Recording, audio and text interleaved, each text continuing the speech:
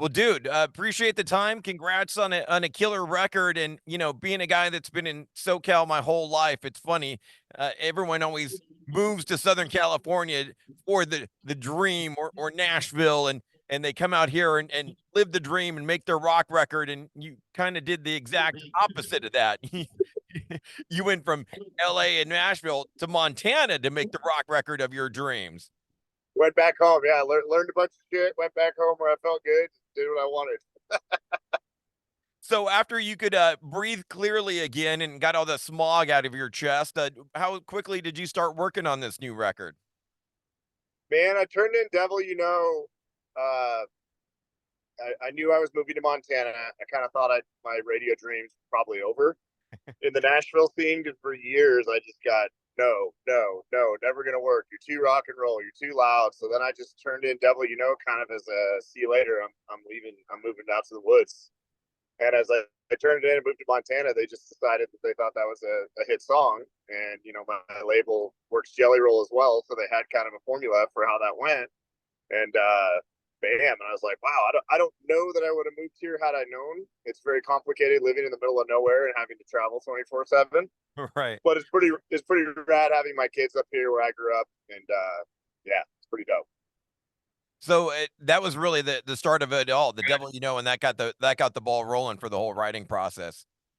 Yeah, yeah, and no one told me to go write a rock song. We just happened to write that, and then they're like, "Go write more rock songs." And I'm like, "Oh, this has been in my soul forever." I grew up being a rural kid that listened to grunge. I was like, if you listen to that record and you don't hear '90s or 2000s, then you're not listening right. It's definitely I'll own that all day. Like I just recorded music I loved and put my own taste on it. I'm spin. Yeah, man, I'm loving it. The title track, "Savage," playing that on the radio, and it's funny. I used to joke that Mad Max, Beyond Thunderdome and all that, like that just seemed completely out, like a faraway land, and now it kind of seems like reality. I kind of think everything is Yes, savage. We're not too far yes. away from that happening nowadays. It seems like. Sign of the times. Yeah, I was like, this song fits the current times. It really does, man. Everything is savage is true, man. Everyone is just kind of out for their own and forget humanity or your neighbor. Yeah, 100%. Yeah, that's 100% we wrote it about. We set the room, and I wrote that with Nathan Barlow, who's from a band called Luna Halo, and then he's Keith Urban's lead guitar player. Oh, cool. He's all tatted up, rocker dude. There's not a lot of those in Nashville, but this guy is a rock star. And so we sat down with my producer and we came up with that idea. We're just like, this is pretty sick. It's like right now, like we should name the record Savage. Totally fits. And another killer tune on the album. And by the time this airs, it's going to be out and everything. Great lyric in "Die Today" because I forgot to die today. Like grocery shopping, gas in the car, forgot to die today. Hey, me and the band joke all the time. You know what I forgot to do today? Die today, because everything is savage. Love that lyric and sentiment on that one, man. Yeah, and I had that title for a long time and was like, is it a suicide song? I don't want that to be that. I don't want it to be a depressing song. And my 15th time attempting to write it, a special operations guy texted me that did some really heroic events and ran into a hotel by himself that was captured by terrorists and with like a one-man army and neutralized the terrorists and saved countless civilian lives. When he texted me when I was writing it, I knew right away that this song is not a suicide song. It's a song about living and putting your life aside to save other people. So firefighters, paramedics, whatever that is, random Joe Blows that run into a house and save somebody. That's what that's about. So Really cool tune and cool to get a little assist going back to the LA folks and Chris Shiflett chipping in on that tune. yeah, man, Chris is awesome. I met Dave and the guys probably 5 years ago and started hanging out with the Foo Fighters, which is I still pinch myself that I get to call them buddies. And so yeah, so when I was like, I gotta have a feature somewhere on this record, and there were a couple other huge rock stars that almost did it. The timing didn't happen. Was in the list. He wasn't my last call. I texted all of them around the same time, and Chris didn't respond for like a month. And then he goes, "Hey, dude, I just got this text. Is it too late?" And in my mind, I was like, "It's already mastered. It's 100% too late." And I was like, "Yeah, but it's Chris Shiflett. This is the perfect feature. I'm buddies with him. So we went back and I got approval to let him play on it and then remaster the song with his guitar solo. So it was literally, the record was turned in, done, and then here comes Wow. Shiflett. Sorry, bro, I didn't read my text. But we'll stop heaven and earth to get Chris Shiflett on there. It totally makes sense. Oh yeah, he crushed it. That was his first take on the solo I gave him. Wow. He's like, what do you want it to sound like? And I'm like, Jerry Cantrell in the late 90s. He's like, deal. And then he just sent me that solo. Thank you. Unreal, man. I got to meet Chris recently out doing his solo kind of Americana thing, opening for Soul Asylum earlier this year, which was really cool. Hell of a nice guy. And man, Foo Fighters is it, if talk rock music for a second, is there ever going to be a band that's around for 30 years and puts out, you know, an album every couple of years and, you know, 3 or 4 songs are going to be hits on the radio every year? Like I think it's wild. They've been doing it so long and they're so good at it. And I hate to see all the Swifties attacking my Dave. Leave him alone. He didn't mean it. incredible, man. Certainly looking forward to seeing those guys this summer out on their big summer tour playing in LA at the big stadium and everything.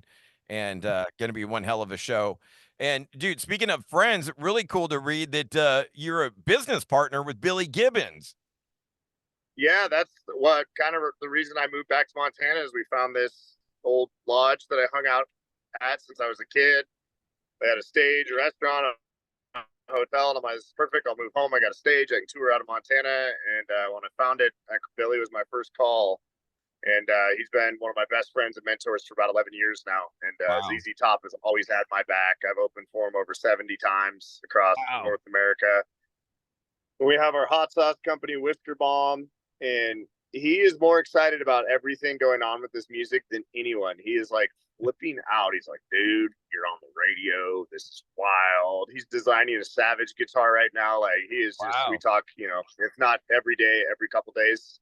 And he's just so excited about everything. So where does the guy get the energy at his age? No, it's wild. He's in Europe right now. ZZ Top's over there. And then when he's done, he'll come back here. And if ZZ Top takes a break, he'll go start a solo project. And he's 74 years old and goes harder than any 20-year-old I know. It's wild. Inspirational.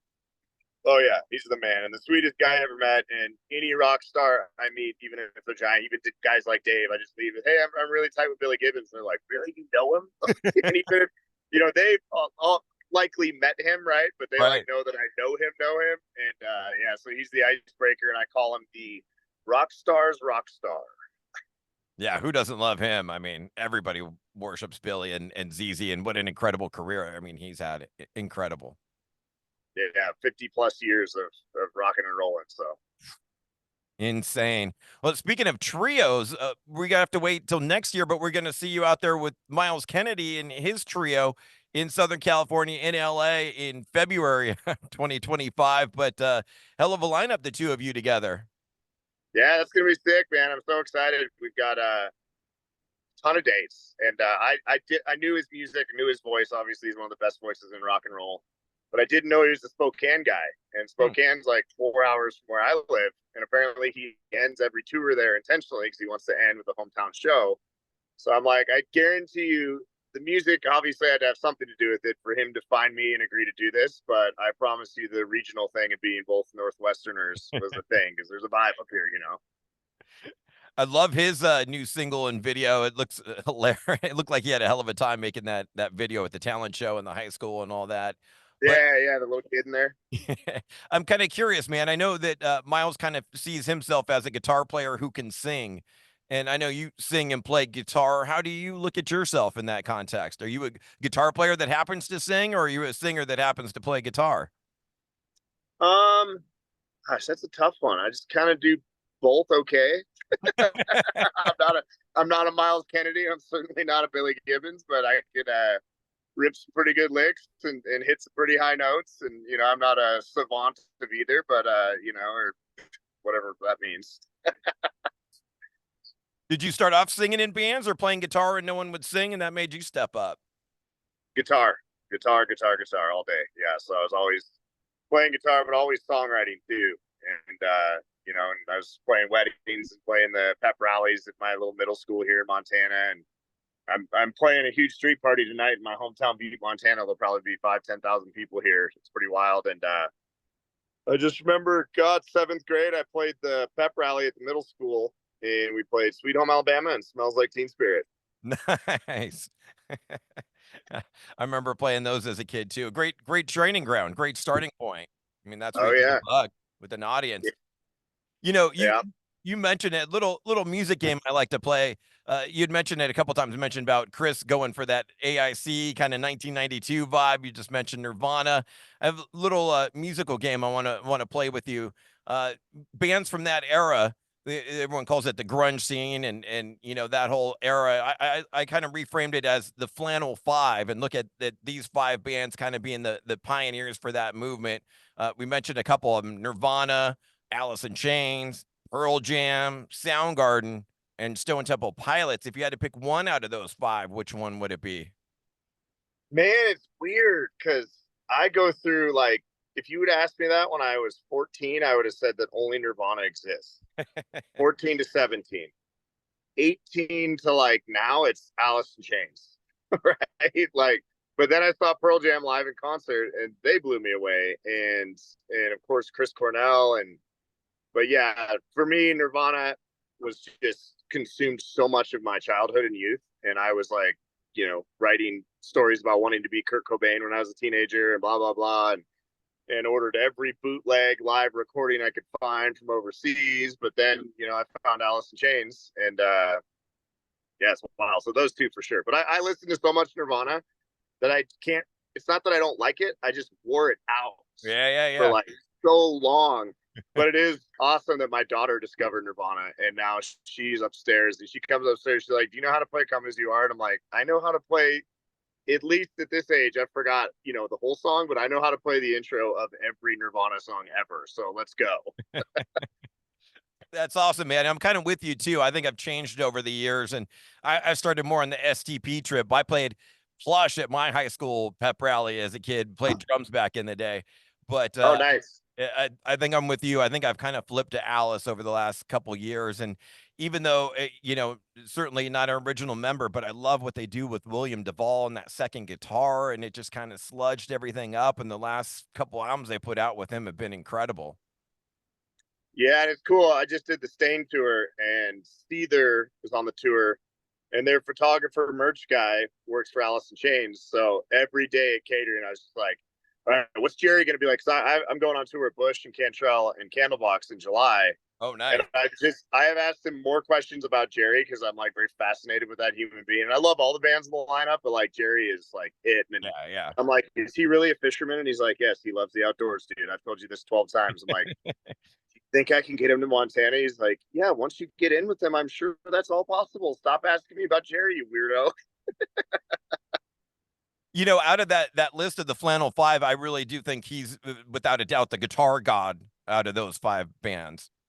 Oh yeah, yeah. He's just ripped and had his own style, and just also that Unplugged in New York is just unbelievable that he could do that on the acoustic. Like he Yeah. just nailed it. And his vocals, I can't sell him short on his vocals and what they mean to that band and sound. Yeah, and it's hard to find. You got these iconic frontmen, Eddie Vedder, Kurt Cobain, but like Lane's voice was nothing like he was very comparable to all those guys, right? If not better, who knows, right? But Right. Jerry was half of that sound vocally, and it's rare to find a band that like you're like, okay, it's really sad that Lane's gone, but you have half of the lead vocals almost because it was always harmonized by Jerry. Yeah. And how many he does lead vocals on altogether now when they play live. I don't know if he did back in the day, but there's a couple tunes that he sings pretty much in full with William backing him up. Yeah, that's what I've heard, and I think they're going to play a lot of the Alice in Chains hits with the Jerry band. So Sick. That'd be sick for you. Dude, last thing I got for you, one other little music thing. We're an old school radio station. We do a feature called Mandatory Metallica every night at 10 p.m., which you're going to be a part of. I imagine you're a Metallica fan. hell yeah, You're an Alice fan. All right, of cool. course. So I've been having this little Metallica debate going back to their early thrash metal albums and really trying to break down their best thrash metal album, which kind of boils down to the second and third record. First record was kind of a covers album, a lot of covers on Kill 'Em All. So it's Ride the Lightning versus Master of Puppets. If you had to pick one out of those two, which would it be? God. And I don't go super, super deep with Metallica. Like that was, that was my cousin's thing. I was the grunge guy. But I'm probably gonna say Master of Puppets. Okay. Any reason why? Any particular? Anything standing I out? just knew that record a little better. I had that one in the collection, and I'm not sure that it. Don't tell anybody. I don't think I had the other one. My cousin did, but I mean, my CD log when I was a kid was Seattle, and that was it. And like one or two Metallica records in there. So Yeah, that makes sense. And do you have a favorite Metallica song we could play for you on Mandatory Metallica? Probably something off the is it Black gonna album. sound lame if I just name like the hit, like a giant hit? No. Is it a weirdo that I just love Enter Sandman and I still listen to it all the time? The Metallica fans are gonna kill me. I'm just like Enter Sandman every time. I'm sorry. That's still, after all these years, your favorite. Yeah, man. I just put it on and my kids love it too. That's yeah. See, I And then, got by the way, there's a TV show